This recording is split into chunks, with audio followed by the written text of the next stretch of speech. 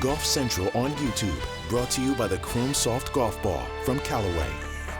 I'm Rich Lerner, PNC Championship, all the good vibes in Orlando, Florida. As reliable as Christmas, Bernard and Jason Langer, they win it for a third time. Second, different child he's won it with. He previously won twice with Stefan, so he matches Raymond Floyd for most wins of the PNC. Good round for Tiger and Charlie, 61. Here's Tiger. Yep. Hi, Tiger. What was your favorite moment of the week? I think the whole week to be able to share it with my family, to have both my kids out there the last 2 days has been so special, and just grateful that for us to be able to have these types of experiences. For Charlie and I to have done this for I think 4 years in a row now since the start of COVID. To be able to come out here, and for all of us as families to come out and enjoy the week, it's special, And for me, I haven't seen a lot of these guys because they're a lot of them are on the Champions Tour, and quite frankly, I haven't played a lot. So it's nice to catch up with them this week and see all their families. Tiger, going back to the Bahamas and this week, what have you learned about your body and what you're able to do going into next year? I think that a lot of things are aching a lot more than my ankle, which is the way it goes. I'll be able to walk and play. We've been working out hard, be able to recover.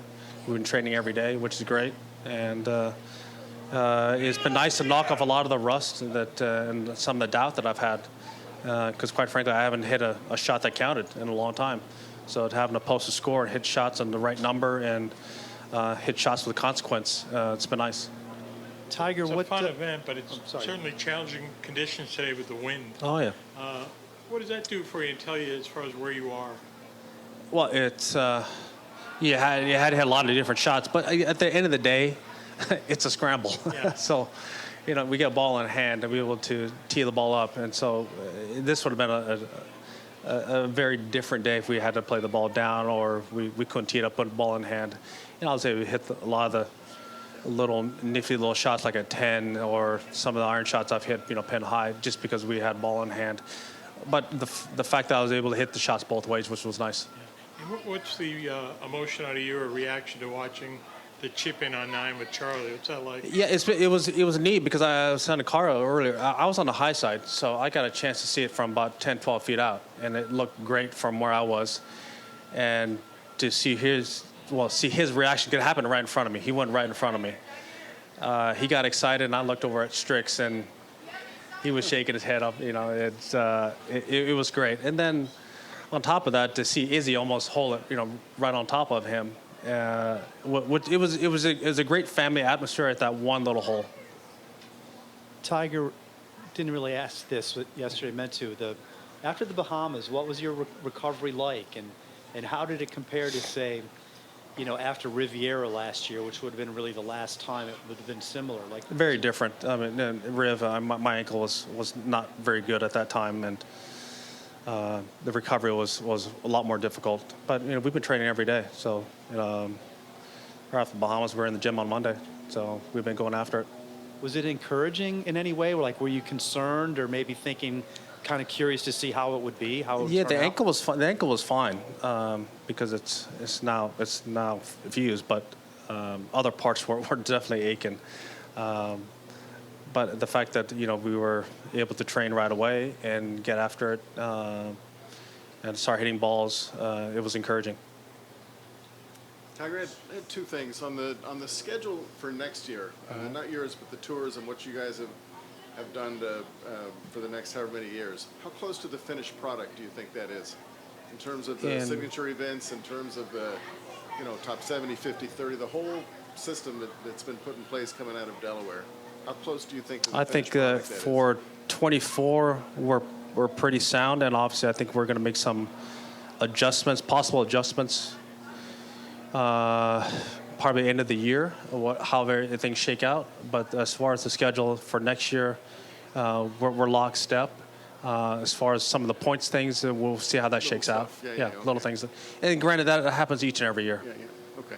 And secondly, I don't know that I've ever heard you talk about Bernhard, and God knows what he's done today with all the putts they're making. But for a guy at 65 to set the senior tour record and keep doing what he's doing at that age, how do you think he does it, and does it impress you? It's more than amazing. The fact that he's able to, one, to do everything that he does with, I mean, it doesn't say it with his neck and his back and the way it has been over the years. The fact that he still does it each and every day, he works out each and every day, he's at it. And I think that's what most people don't realize, and that's how you have longevity. You train each and every day, and he does that. And what he's done consistently, I mean, I got a chance to play with him in '94. To go back that far and to see, what he's done since then, and what he does each and every year, and what he's battled with on the greens, the different styles he keeps fighting through. It just goes to show the personality, the determination that he has, and the type of person he is to be able to stick through everything. Tiger, this would seem the ultimate formality, but you're not exempt for the U.S. Open. Mm-hmm. Do you know if you have to ask them? Do you have to formally ask them for an exemption? That I do not know. I don't know what's happened over what Jack happened over his career, or Tom, or anybody else. But as of right now, no, I'm not in. And whether or not I have to formally ask him, or they invite me, or you give me an exemption, or I have to go qualify, who knows? I don't know what the process is. Well, it would seem they're going to give you one, but I just wondered if you actually had that to I ask. I don't know, Bob. Tiger, if you consider everything that's happened since the accident, competitive golf-wise, it's been about 10 tournaments. Has there been a round or a cut made or a tournament that tells you I can win again at the tour level?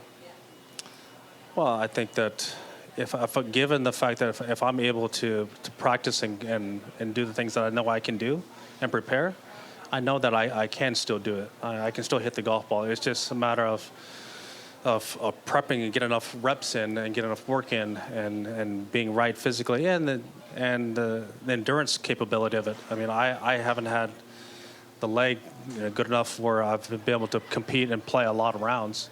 I've had a lot of procedures over the years, and that's just part of it. And if I can practice, I know I can still do it. I can still hit the golf ball. I can still chip. I can still putt.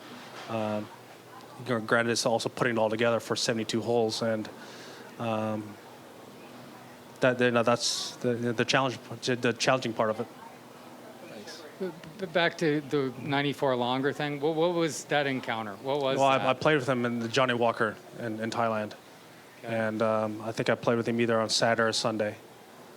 So I got a chance. I got invited to play there when I was, I think it was 18, to play my mom's home country, which was very special. So that was, I think that was the first cut I ever made in a professional event. Oh, okay. So it goes back that far. Yeah. And your impressions of him then, and when you see him now, how much has it changed? was the first time that I had ever seen anyone work in meters.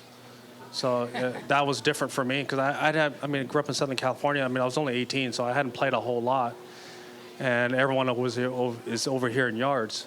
So it was very different to hear Pete at that time talking to Bernie about some of the numbers, and to hear that it was very different for me, because I hadn't encountered it. Cool. Thanks.